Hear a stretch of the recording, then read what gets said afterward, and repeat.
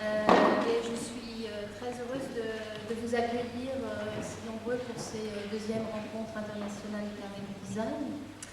Vous savez que nous avions l'année dernière, à la même époque, fait quelque chose qui s'appelait les 400 groupes pour ces premières rencontres sur des problématiques donc, qui associaient design, cuisine et gestes. C'était un projet ambitieux, puisqu'il s'agissait pour nous de jeter les premiers fondements de cette discipline qui est très familière des salles de Reims. Je veux parler du design culinaire. Et donc, nous attendons là, très prochainement la publication des actes de cet événement de l'année dernière.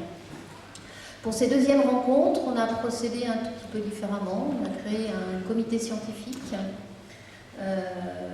qui s'est constitué à l'issue d'une première journée d'études qui nous avait réunis au mois de mars 2011. Et ce comité donc, est constitué d'enseignantes de l'ESSAD de Reims. Elles ont choisi un sujet qui est à la fois prospectif et central par rapport aux pratiques contemporaines, qui est la question de l'autoproduction. L'autoproduction est une problématique qui peut intéresser, qui anime même le travail des artistes et des designers, mais qui est aussi un des vecteurs, pensons-nous, de notre formation, de nos enseignements.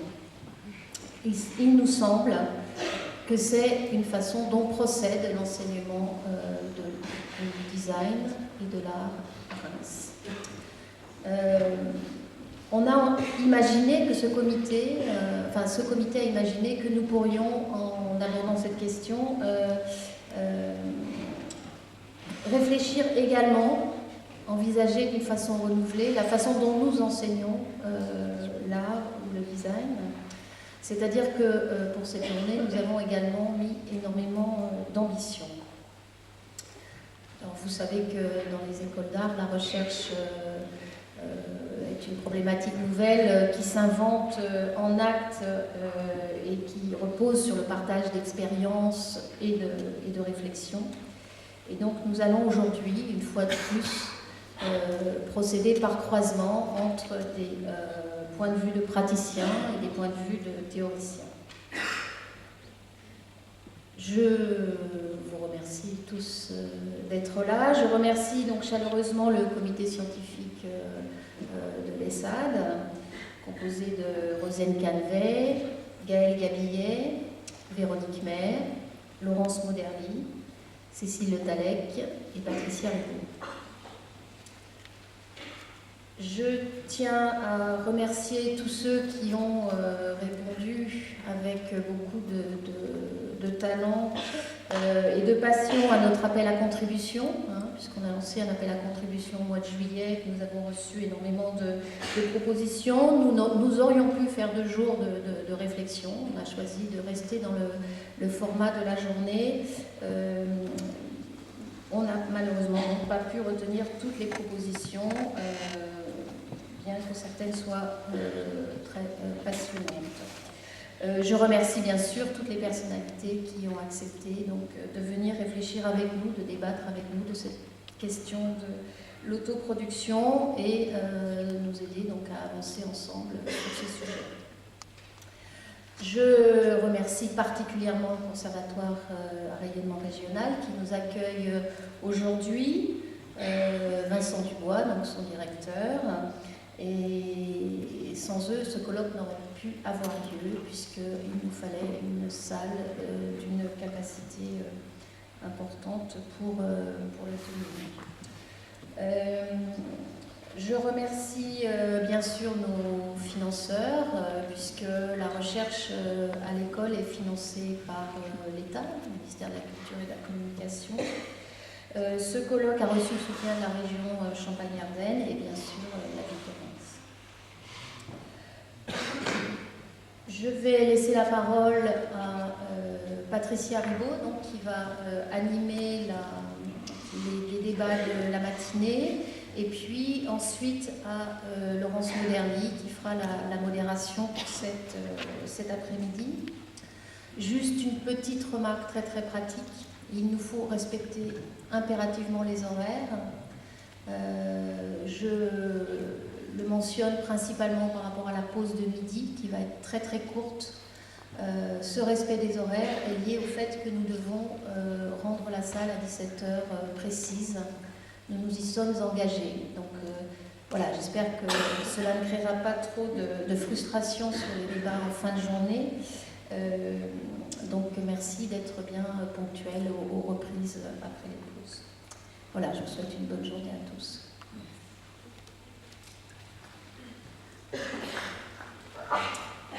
Alors c'est à mon tour de vous dire que je suis très très heureuse de tous vous accueillir ici aujourd'hui pour cette journée qui s'annonce très très très dense, très riche.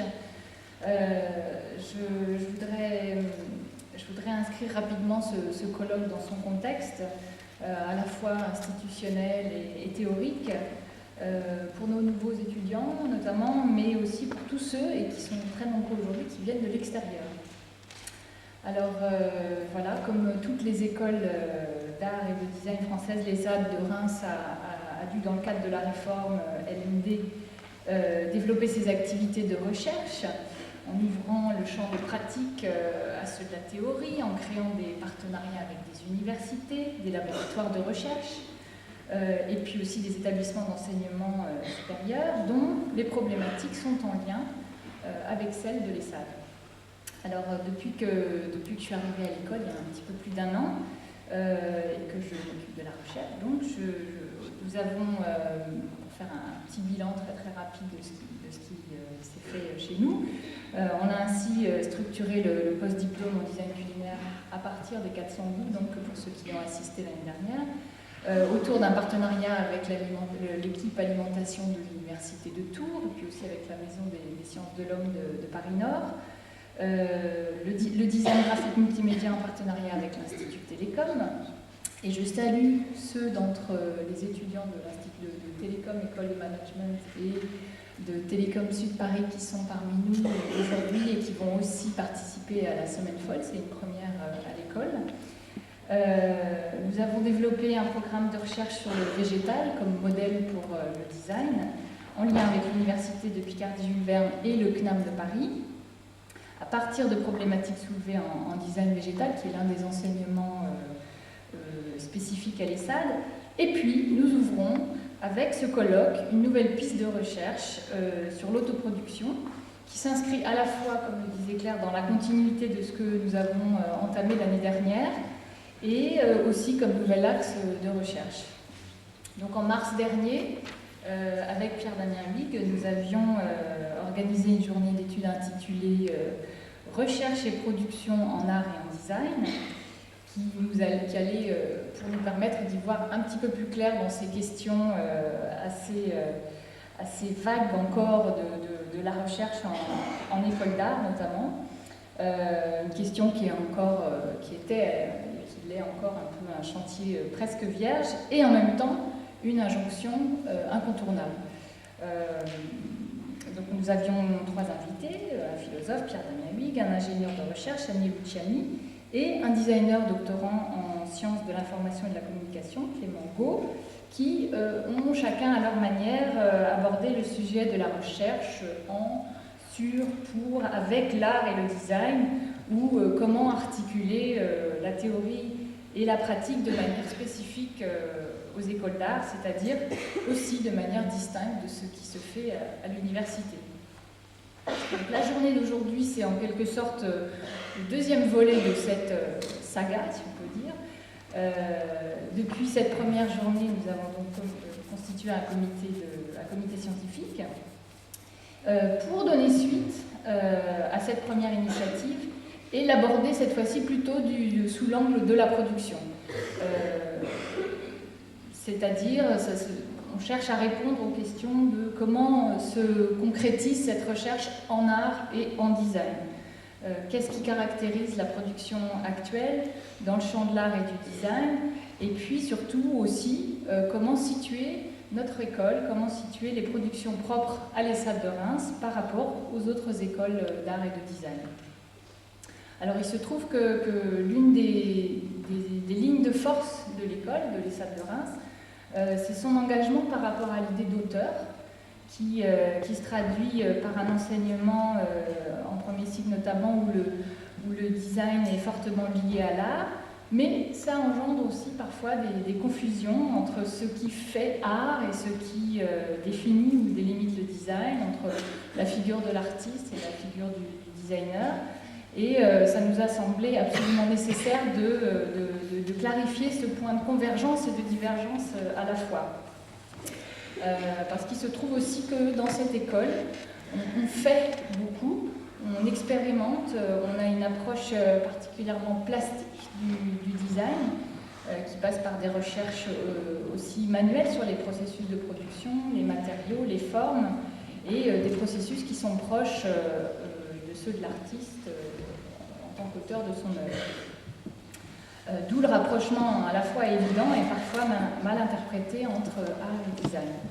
Donc c'est à partir de ces questionnements que nous sommes arrivés à la notion d'autoproduction et avec le sentiment aussi d'être arrivé à quelque chose qui nous permet de mettre en lumière les rapprochements possibles entre les différentes pratiques sans toutefois les confondre, et quelque chose qui s'adresse particulièrement à notre école et aussi comme une question contemporaine vraiment pertinente aujourd'hui, parce qu'il y a de plus en plus de designers, comme vous le savez, qui choisissent ou qui sont contraints par la crise économique et industrielle notamment de ces dernières années, de s'approprier ou de se réapproprier le territoire de la production. Donc ça aboutit à de nouveaux modèles de production à petite échelle ou en unité semi-artisanale, par opposition, disons, au modèle dominant de la grande industrie. Et voilà, on voit apparaître de plus en plus de petites maisons d'édition, ou même d'auto-édition, des Fab Labs, et on va pas mal en parler aujourd'hui, je crois.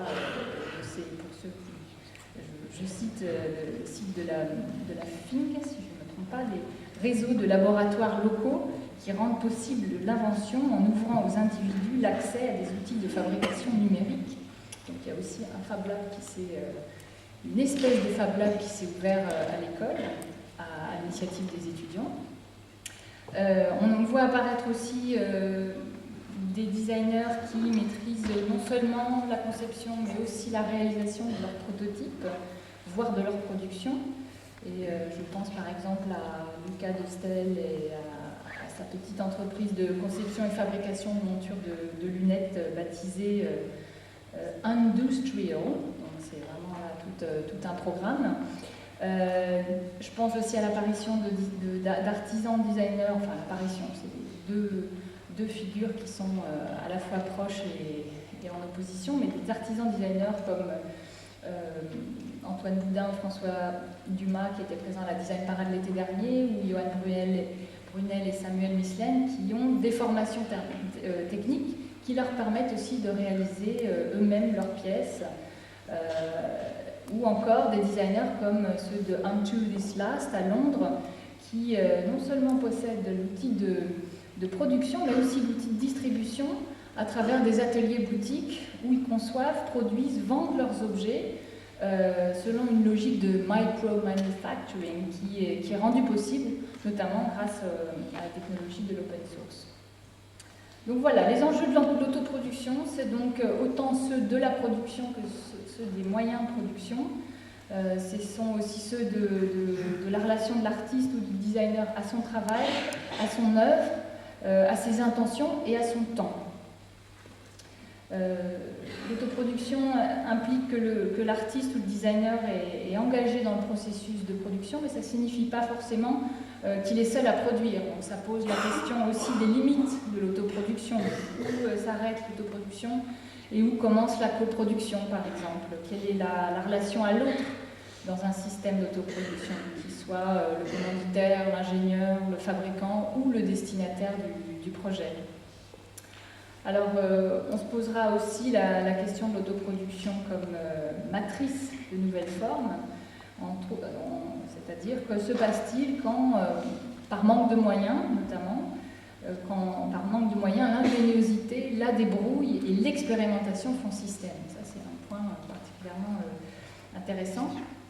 Donc voilà, c'est à toutes ces questions et à bien d'autres, j'imagine, que vont répondre les invités aujourd'hui, à commencer par Pierre Damien-Wick, que je vais vous présenter brièvement.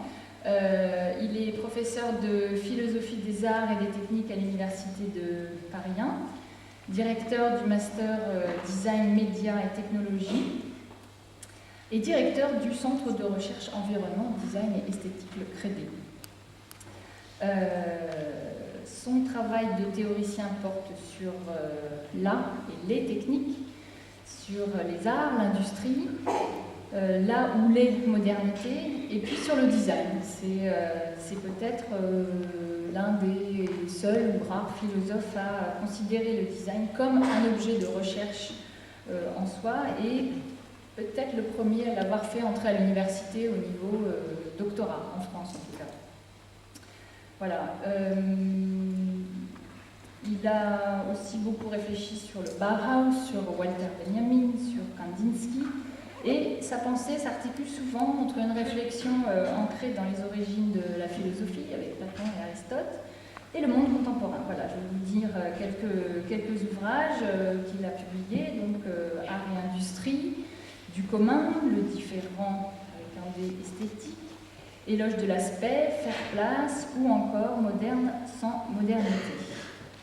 Voilà, et puis on peut aussi citer un petit texte qui s'intitule Plaidoyer pour une technique hospitalisable, qui a été édité au VIA, que vous pouvez d'ailleurs télécharger sur le site du VIA, à l'occasion de sa rencontre et de l'exposition Objet Trou Noir de Gaël Gabriel et Stéphane Villard, ici présents, et qui vont aussi animer, diriger un séminaire, un workshop pendant la semaine folle. Voilà, tout à fait. Bien, merci. Bonjour. Je vais commencer sans beaucoup de précautions rhétoriques, de manière à ne pas occuper exagérément le temps commun. Mon projet ce matin, je ne sais pas comment le qualifier exactement. Par certains aspects, il pourrait être entendu comme prospectif, par d'autres aspects comme utopique. En fait, je crois qu'aucune de ces formules correspond à ce que j'ai l'intention de faire. Je voudrais en fait plutôt vous suggérer des éléments de méditation pour les temps qui viennent, même si je pense, comme Patricia vient de le rappeler, qu'on ne peut pas considérer les temps qui viennent sans se demander ce qui nous regarde de loin dans le passé des idées et des formules. Mon matériau de travail, c'est le langage, c'est la langue. Je ne sais pas si ça m'a toujours un petit peu de réticence quand j'entends la distinction entre théorie et pratique, parce que je peux dire au fond, je suis un praticien de la langue. Mon matériau, c'est le langage, et donc ce que je voudrais faire ce matin, c'est lancer une formule. Voilà. Je voudrais profiter de l'occasion qui m'est donnée pour lancer une formule. Alors je ne vous dis pas laquelle tout de suite, pour laisser un tout petit peu de suspense, je vous dirai quand ça viendra, mais j'espère que vous l'entendrez. Une formule qui pourrait concerner, en tout cas je crois que ça pourrait concerner les temps qui viennent. Je vais développer ce propos en 3 points, donc monter un petit raisonnement en 3 étapes, en 3 moments. Le troisième sera en fait d'une certaine manière la conclusion et entretiendra, disons, quelques questions, quelques perspectives de relance. Donc voici le premier point, sans transition particulière. Je pense qu'on peut dire les choses, ou un certain nombre de choses, de la manière suivante, que ce qui a poussé depuis le siècle des Lumières, et en fait très particulièrement depuis la seconde moitié du XVIIIe siècle, c'est un mode de la sociabilité humaine, un mode du socius, un mode de société, si vous voulez, qui est présent dans nos esprits sous le nom de société industrielle. La société industrielle a poussé, à partir de l'Europe et a gagné le monde, depuis la seconde moitié du XVIIIe siècle. Je pense que, réflexion faite, et après donc toute une histoire, nous pourrions considérer que ce qui caractérise ce mode de sociabilité, c'est une séparation en 3 lieux différents. C'est-à-dire que nos vies se passent à relier 3 lieux différents. L'un, on pourrait l'appeler lieu de production. L'autre, le commerce, le lieu du commerce. Et le troisième, l'habitat. C'était pas une structure propre à toutes les sociétés humaines, hein, que cette séparation entre lieu de production, lieu de commerce et habitat. Même si historiquement ce mouvement qui a constitué la société industrielle a commencé par une concentration de l'industrie, c'est ce qui caractérise, si vous voulez, quand on regarde les choses d'un peu près, le XVIIIe siècle, c'est un moment qui sourdement a commencé par rassembler dans des lieux, je vais revenir sur cette expression dans quelques secondes, des forces productives importantes avant que s'introduisent les machines qui sont les machines modernes, disons, tout ce qui provient de la machine à vapeur, dont le brevet est de 1764. Hein, vous voyez, nous sommes au milieu du XVIIIe siècle. Mais avant déjà, se sont concentrés, c'est réorganiser le mode traditionnel du travail et se sont concentrés sur des lieux relativement rassemblés, en tout cas de moins en moins dispersés, comme on dit, je reviens sur cette expression, je l'ai dit, des forces productives. Mais je pense que même si c'est ça qui a commencé le mouvement, finalement, quelque chose de déterminant, quelque chose de tout à fait essentiel pour caractériser la société industrielle, ça aura été, c'est encore dans une certaine mesure, l'autonomisation du magasin. D'ailleurs, le mot a connu une évolution très intéressante du XVIIIe siècle au XIXe. Au début, c'est un mot militaire, hein, le magasin à munitions, et puis ça devient un espace particulier de stockage des marchandises qui sont au fond sur le point d'être commercialisées, donc qui ont quitté le lieu de production, qui ne sont pas encore arrivés dans les espaces de consommation, qui sont en fait aussi des espaces d'habitation. Et donc des magasins se sont constitués sur un mode que je qualifierais de moderne. Il y a eu une modernisation du commerce sous la forme du magasin au XIXe siècle. Et je pense que cette séparation ou cette autonomisation du magasin, dans la boutique traditionnelle, il y a à la fois présentation du produit et production du produit. Il faudrait dans l'autre sens, production du produit et présentation du produit. C'est aussi un lieu de transaction, la boutique traditionnelle. Donc pour nous, les choses sont devenues différentes. Il s'est constitué des espaces que nous connaissons aujourd'hui, pour être simple, sous le nom de centres commerciaux, par exemple. Mais ça ne suffit pas à résumer ce que je veux dire. Disons que c'est un indice, hein, le centre commercial. L'autonomisation du magasin par rapport à la production. Et au bout du compte, je crois qu'on peut dire, je vais évidemment extrêmement vite pour, encore une fois, ne pas occuper trop de temps, je crois qu'au bout du compte, ce que nous pouvons dire, c'est que ce qui caractérise la société industrielle dans son état d'aboutissement actuel, dont la question de savoir si c'est le bout du bout, c'est-à-dire si une société industrielle est encore possible, je vais y venir, mais je pense que dans l'état actuel dans son état actuel, la société industrielle est une société dans laquelle, je dirais, le commerce a pris la main sur la production. C'est le commerce qui est central et c'est lui qui entretient pour nous et parmi nous une séparation qui est, je crois, tout à fait essentielle pour nous caractériser, qui est la séparation entre la production et la consommation, entre les temps de production et les temps de consommation.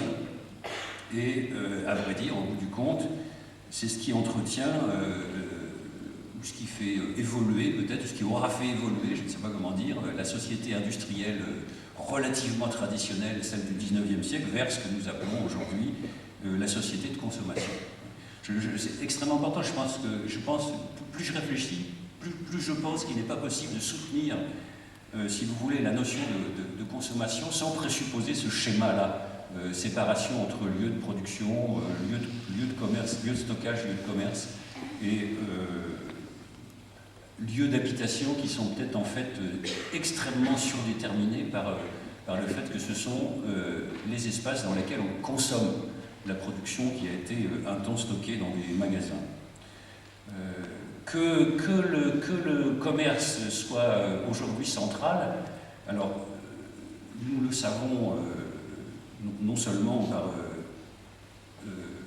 comment dire, le devenir tout à fait spéculatif d'un certain nombre de problèmes dont je n'ai pas besoin de vous rappeler l'existence, mais je voudrais évoquer autre chose que ces éléments de spéculation pour caractériser le fait que le commerce a pris la main dans la société industrielle telle qu'elle est pour nous aujourd'hui, en vous référant par exemple à de grandes entreprises urbaines tout à fait contemporaines qui signalent très fortement le caractère déterminant de la zone qui n'est plus une zone, qui est centrale, qui est un centre commercial.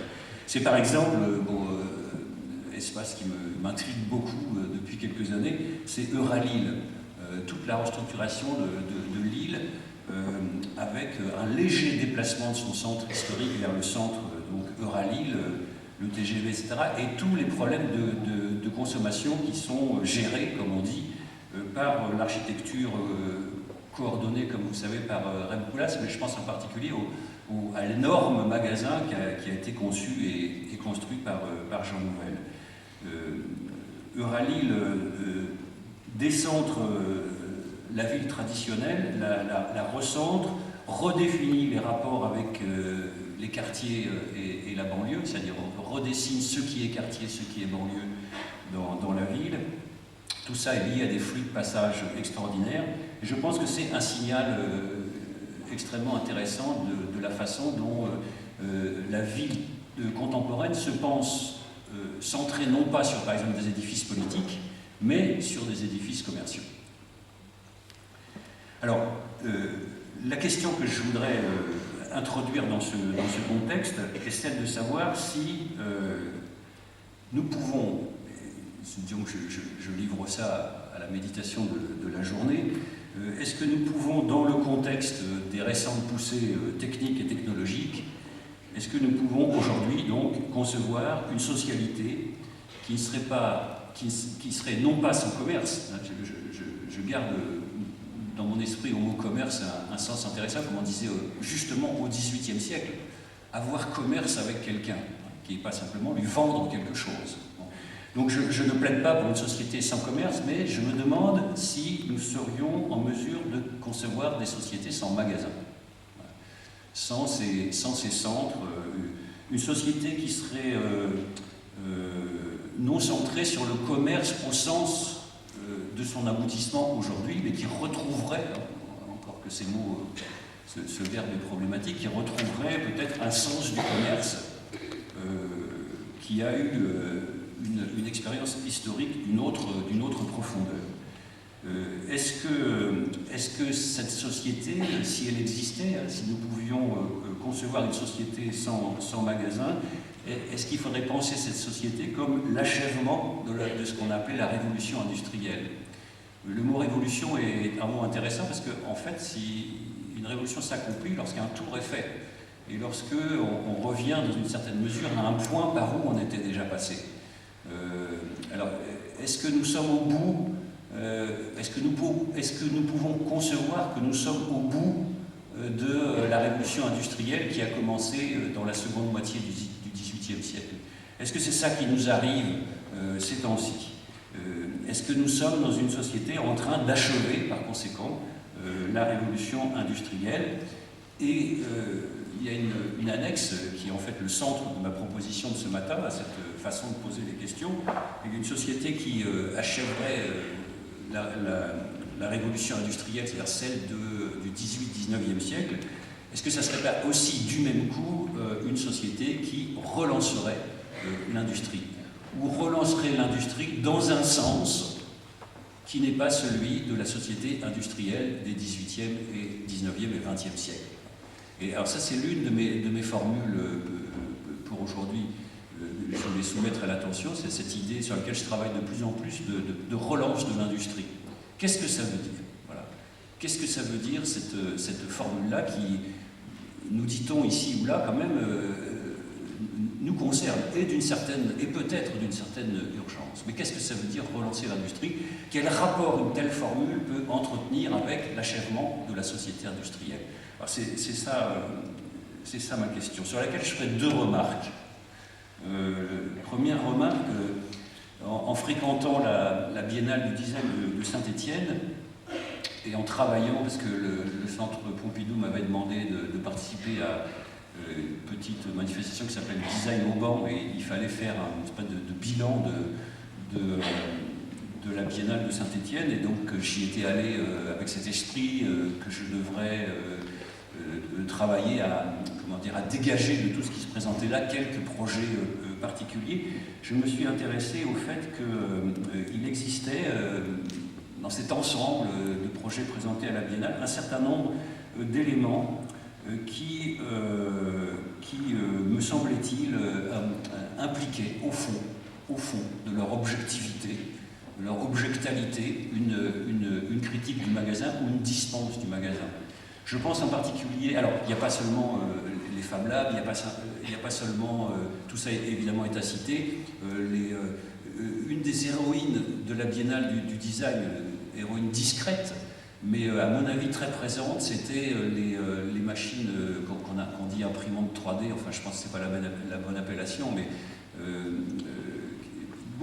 plusieurs choses ne pourraient pas exister sans que cette machine qui rapproche la production de l'usage, disons, sinon de la consommation, plusieurs objets n'auraient pas pu exister sans cette machine, donc était une des héroïnes discrètes, me semble-t-il, de cette biennale. Mais je pense aussi à un projet, alors je vous prie de m'excuser, j'ai depuis 48 heures, 3 jours, difficulté à accéder à une partie de mes informations stockées sur mon disque dur, donc je n'ai pas retrouvé la référence exacte. Mais il y avait un projet petit par la taille, mais à mon avis pas petit par les enjeux, qui présentait un petit dispositif, un petit appareil de stockage de l'énergie électrique. Et ça me semblait être un projet extrêmement intéressant. Je pense que vous retrouverez aisément les coordonnées si vous allez sur le site de la Biennale. Cette idée, donc, c'est pas exactement, si j'ai bien compris les enjeux du projet, la fabrication de l'électricité, mais son stockage. Mais son stockage se faisant finalement sur le lieu de consommation. Et je pense que c'est des projets qui induisent un bouleversement de la géographie, au sens strict du mot géographie, écriture du terrain, qui est le propre de la société industrielle, avec donc sa grande séparation que j'ai indiquée tout à l'heure entre lieu de production, lieu de stockage et de commerce, magasin, et puis habitat. Donc il y a des choses comme ça qui émergent, sur lesquelles notre attention peut être attirée. Et puis deuxième remarque, avant de passer au second point de mon propos, moi je comprends la notion que vous avez introduite, Patricia, d'autoproduction de cette manière, comme étant la mise en question de la géographie de la société industrielle. C'est-à-dire des grands partages urbains, ça a beaucoup de conséquences, hein, parce que je pense que ça oblige à repenser, encore une fois, même l'habitat. Qu'est-ce qui se passe au juste là-dedans?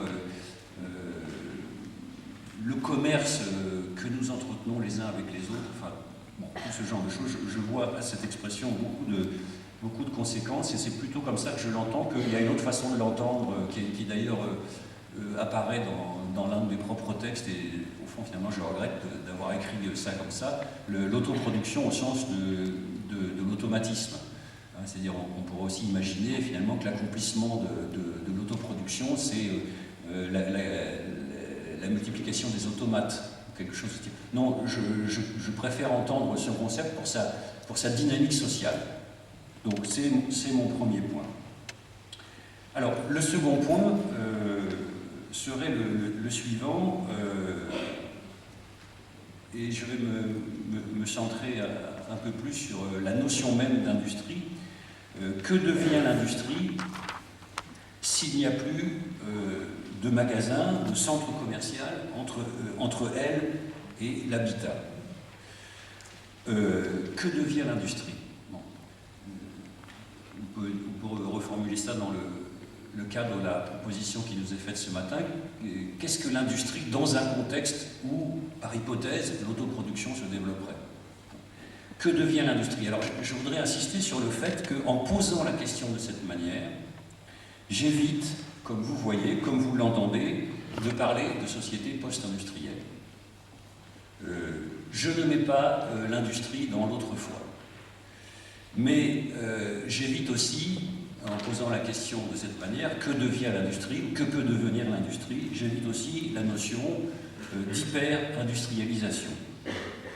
En fait, je suppose que l'urbanité, autre manière de dire la socialité, si vous voulez, je pose que l'urbanité peut se dessiner, peut se répartir, peut se géographier à nouveau frais, sans que l'industrie disparaisse. Mais qu'elle se... Alors, c'est difficile parce que ces mots sont très surdéterminés par le langage politique ambiant, mais disons peut-être une façon d'entrer dans la discussion, c'est de dire je suppose que l'industrie peut se relocaliser. Mais comme vous voyez, j'ai évité ce terme. Je dis elle peut se répartir de nouveau, elle peut se géographier à nouveau frais. D'une manière générale, ce qui me semble en question, et ça se repère à de multiples indices, j'en donnerai 3 très rapidement dans une seconde. Ce qui me semble en question de manière très générale dans ce qui est peut-être en train de nous arriver ou d'émerger avec des conduites comme celle de l'autoproduction telle que vous l'avez décrite, Patricia, en introduction, ce qui est en question, c'est la notion de centre en général. Pas seulement le centre commercial, mais le centre-ville également. Peut-être le mode d'urbanité auquel il nous faut réfléchir, c'est un mode d'urbanité qui n'a pas besoin de centre, voilà, qui pourrait se passer de centre à plusieurs égards. Je vais citer 3 éléments de référence. Par exemple, la signalétique transitoire qui a été mise en place dans la ville de Metz actuellement par Ruée Dibord. Donc quand vous sortez, il y a maintenant à Metz un centre Pompidou, le centre Pompidou-Metz, et qui est localisé dans un endroit qui était marginal jusqu'alors dans la ville de Metz, de l'autre côté de la voie ferrée, si vous voulez, c'est-à-dire faisant plutôt signe vers ce qu'on pourrait appeler la banlieue, si on se rappelle de l'étymologie de ce mot, la banlieue, le lieu du bannissement, etc. Donc c'est plutôt de ce côté-là que le centre Pompidou, il se trouve qu'il a ce nom, s'est installé à Metz et donc à un relatif écart du centre-ville. Et la signalétique provisoire mise en place par Ruée Dibord fait que lorsque vous sortez de la gare de Metz, vous avez 2 énormes panneaux fléchés dans des directions exactement opposées, l'un sur lequel est écrit et indiquant une direction centre-ville, et l'autre sur lequel est écrit et indiquant la direction exactement opposée, centre Pompidou. Je pense qu'il y a beaucoup d'humour, évidemment, dans cette proposition, qui est quand même installée dans la ville, puisque centre Pompidou et centre-ville n'ont pas la même signification, linguistiquement, je veux dire déjà. Ça, je trouve que le fait qu'une municipalité ait accepté ce type de projet est le signe de quelque chose, peut-être malgré la conscience des édiles, pourquoi pas, mais en tout cas, il y a là quelque chose, je trouve, de très intéressant, comme si l'éclatement du centre, de la notion même de centre, s'affichait on ne peut plus clairement dans cette signalétique. Deuxième élément de référence concernant la question du devenir éventuellement obsolète de la notion de centre, nous savons bien que les centres-villes historiques sont en train, si ça n'est pas déjà fait, s'ils ne sont pas déjà devenus économiquement résiduels, et en tout cas résiduels du point de vue du commerce, pour beaucoup. Et puis, troisième exemple, je pense que ce qui caractérise les phénomènes urbains regardés à une certaine échelle, c'est l'extension de ce que j'appelle maintenant, moi quand je fais des séminaires ou des conférences, ou quand je travaille avec les étudiants, je ne dis plus le mot ville. Je pense que c'est un mot, le mot ville renvoie historiquement au partage ville-campagne. Qui dit ville pense qu'une campagne est possible, pense qu'il s'entretient à certains types de rapports économiques entre la campagne nourricière et la ville consommatrice, etc. Tout ça est géographiquement et économiquement faux, c'est-à-dire que ce sont maintenant les villes qui nourrissent les campagnes, que pour la première fois de son histoire, l'humanité est devenue urbaine majoritairement, au niveau de l'échelle du monde entier. Et en même temps, les villes ne peuvent pas avoir leur structure historique du temps, si vous voulez, de la cité grecque ou du Moyen-Âge, etc. Je pense que la bonne expression, c'est une bonne expression que de parler des nappes urbaines qui sont en extension et qui ne cessent de se décentrer. Une ville comme Paris est une ville qui ne cesse de se décentrer. Donc peut-être s'il y a un centre, si vous voulez, il n'est pas là où historiquement nous le situons. Ou alors il y a plusieurs centres. Il y a un centre historique, il y a un centre économique, il y a un centre politique, etc. Mais s'il y a plusieurs centres, il n'y a plus de centre, etc. Donc comment nommer ça? Comment inscrire ça dans le langage? Je propose cette expression de nappes urbaines. Ce qui nous caractérise en ce moment, c'est une extension. Alors, je ne cite pas d'autres espaces mondiaux que l'espace français, dans lequel l'extension des nappes urbaines est au cœur de ce qui se passe. De la même manière, et pour généraliser, même si apparemment mon propos était déjà assez général, je crois que ce qui est en cause pour nous aujourd'hui, ou en tout cas, nous ferions peut-être bien, il serait peut-être bon pour nous que nous pensions à cette mise en cause, même à l'activer le cas échéant. Ce qui est en cause pour nous, me semble-t-il, ce qui devrait l'être, c'est la notion de centrale. Voilà. Par exemple, la notion de centrale électrique. Voilà. Nous savons bien, nous sentons bien que cette notion nous pose problème. Nous sentons bien que la façon dont cette notion se concrétise nous pose problème. La notion de centrale comme étant un lieu à partir duquel se distribuent en direction d'habitats dispersés des énergies qui, à un moment, sont énormément focalisées et centralisées. Je n'ai pas besoin de faire le dessin, c'est la question de la production de l'énergie, de sa concentration et de sa distribution qui est un énorme problème devant nous. Je ne pense pas qu'on puisse résoudre ce problème en conservant dans nos esprits l'idée de centrales. Des centrales de production, des centrales d'achat, des centres commerciaux, etc., etc. Donc la notion de centrale me fait problème. Notion que je vois comme étant peut-être la forme ultime. C'est un avatar de l'usine.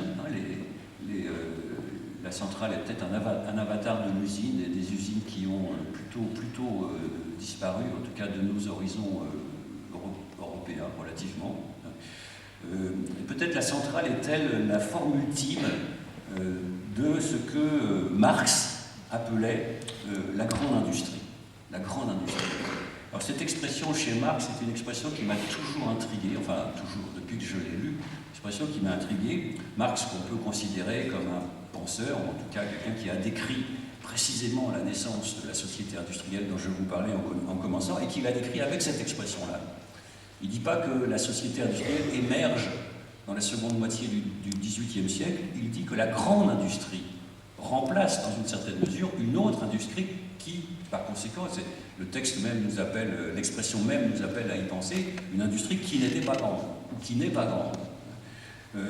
Donc cette expression, peut-être que la centrale nucléaire, par exemple, c'est l'extrême aboutissement de la société industrielle en tant que c'est une société où s'est développée la grande industrie.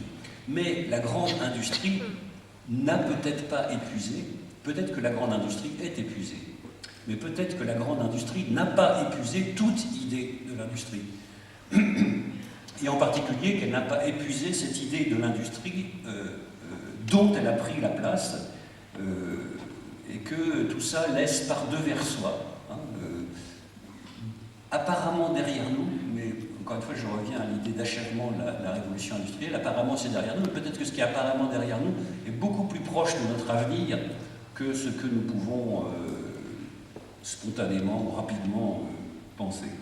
Donc je pense que, d'une certaine manière, la grande industrie telle qu'analysée par Marx peut-être aujourd'hui à son point d'aboutissement, en effet, peut-être en ce sens-là rend-elle acceptable l'idée d'une société post-industrielle. Moi je préfère donc, et c'est mon second point, je m'arrête sur ce point, sur cette phrase concernant mon second point, peut-être qu'en réalité, l'épuisement de la société industrielle au sens des 18e, 20e siècle n'est pas l'épuisement de toute idée d'industrie. Voilà. Et que quelque chose nous regarde avec beaucoup plus de présence que nous ne pouvons le penser d'un passé que nous croyons, que nous avons cru, ou que certains peut-être ont cru révolu. Alors, troisième point, pour ne pas être trop long, qu'est-ce qui est historiquement au cœur de la grande industrie, de cette grande industrie? Qu'est-ce que c'était que la grande industrie, si éventuellement nous acceptons d'en parler au passé? Les mots avec lesquels on a très souvent pensé ou décrit la grande industrie sont les suivants.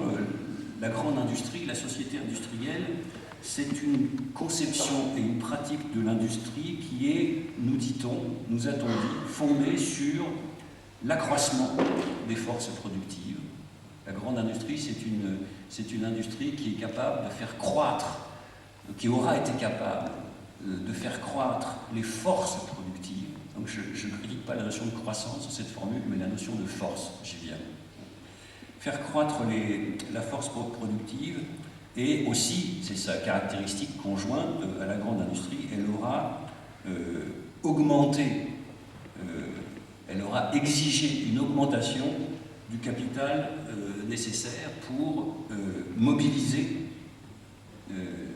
et activer ces forces productives rassemblées, mises en croissance, augmentées en tant que force. Alors, si je vais très vite dans le raisonnement qui est peut-être un petit peu abstrait, mais admettons ça, hein, au cœur de la grande industrie, il y a l'accroissement de la force productive et l'accroissement du capital nécessaire pour activer cette force. Voilà. Si nous sommes au bout de ce chemin-là, supposons, hein, c'est mon côté prospectif ou utopiste, méditatif, bon. Si nous sommes au bout de ce chemin-là, par hypothèse, peut-être que l'achèvement donc de cette forme-là d'industrie, qui n'est pas dans mon esprit l'achèvement de toute industrie, peut-être que l'achèvement de cette forme d'industrie, ou corrélativement la relance de l'industrie sur des bases qui ne sont pas celles de la société industrielle, suppose une critique de la notion de force et un changement d'échelle quant au capital.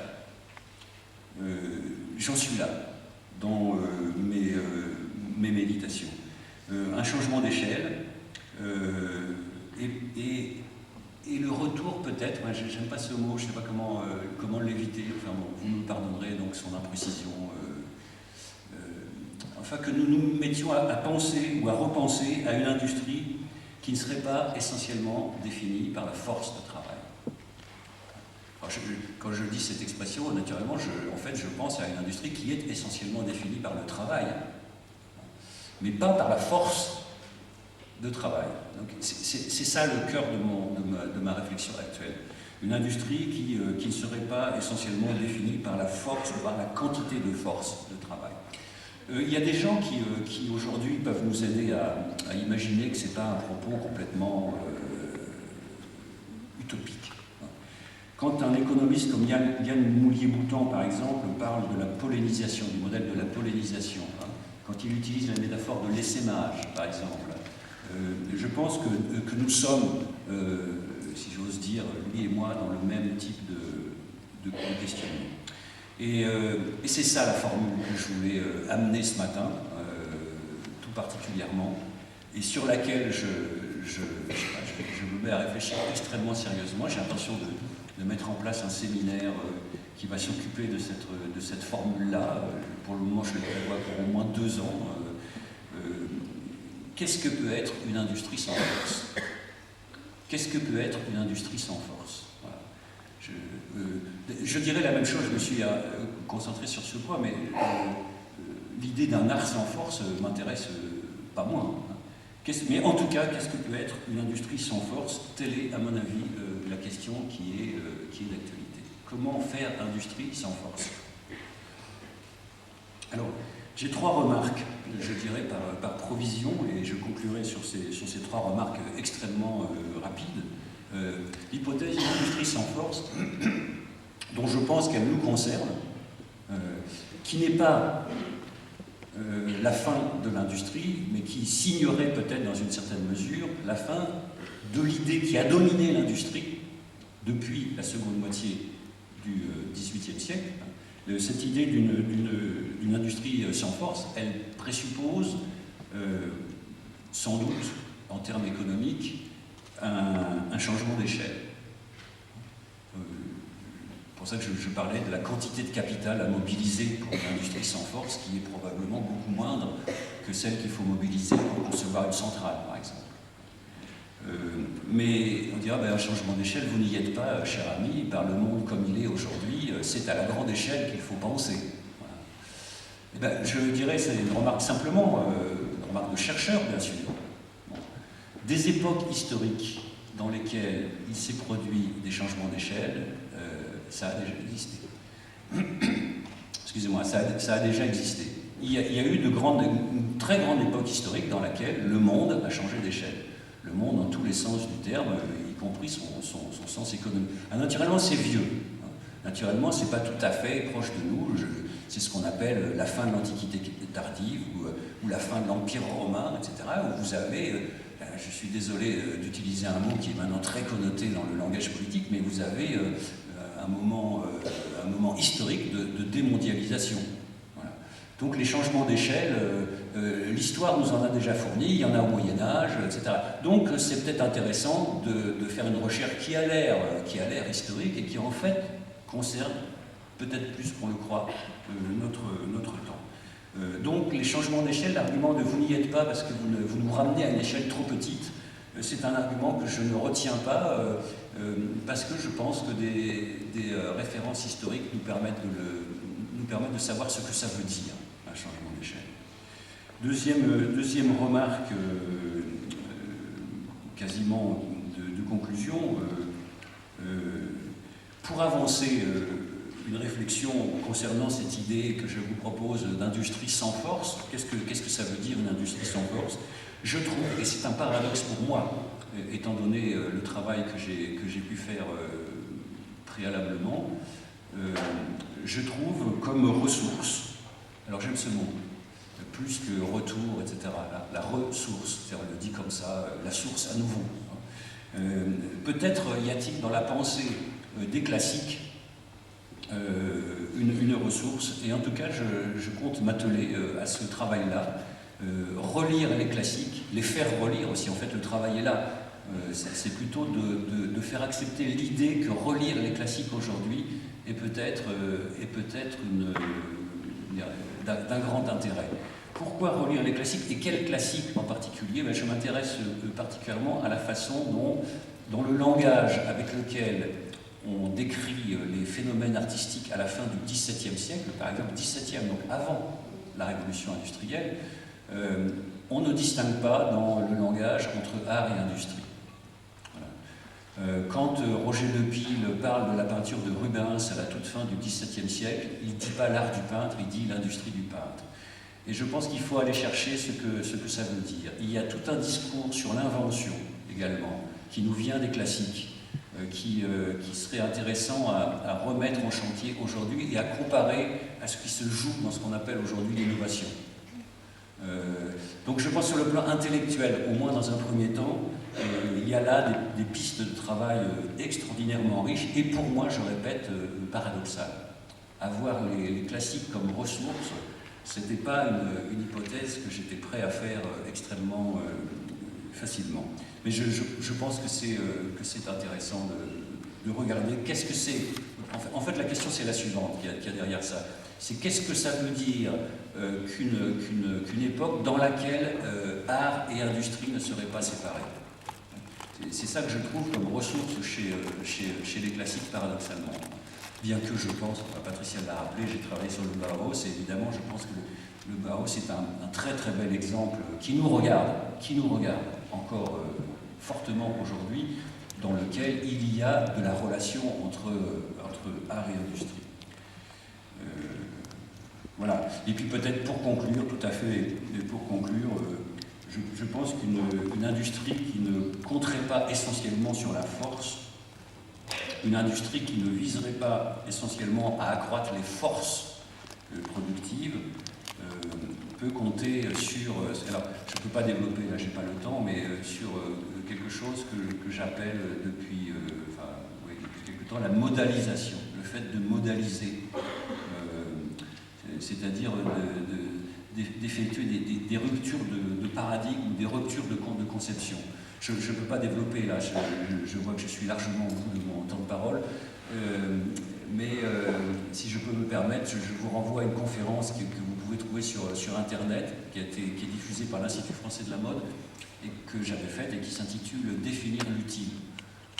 Et dans cette conférence, je commençais à m'attaquer à cette question-là, modaliser. C'est-à-dire changer de modèle, changer de paradigme et changer de niveau pour la conception d'un même objet ou d'un même service.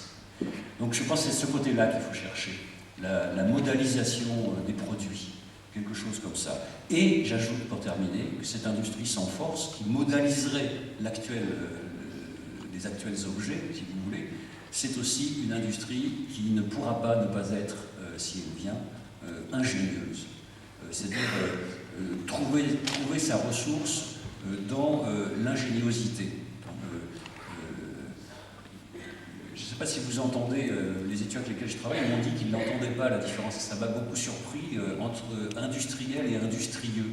Entre ces deux adjectifs de la langue française, entendez-vous une différence? Je pense que peut-être nous quittons les rivages de l'industriel pour trouver de la ressource dans l'industrieux. Voilà.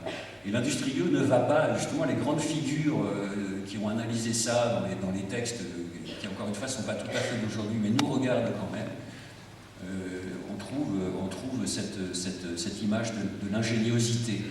Le développement de ce concept, de cette notion, implique de repenser justement la force productive, le corps productif, le lieu des forces productives, etc. Donc j'ouvre, pour m'arrêter à peu près dans le temps de parole qui m'était imparti, la méditation sur cette, si vous le voulez, sur cette notion-là. Alors, il ne s'agit pas de substituer, peut-être si quand même, l'ingéniosité à l'ingénierie. Voilà, quelque chose de ce type-là. C'est tout.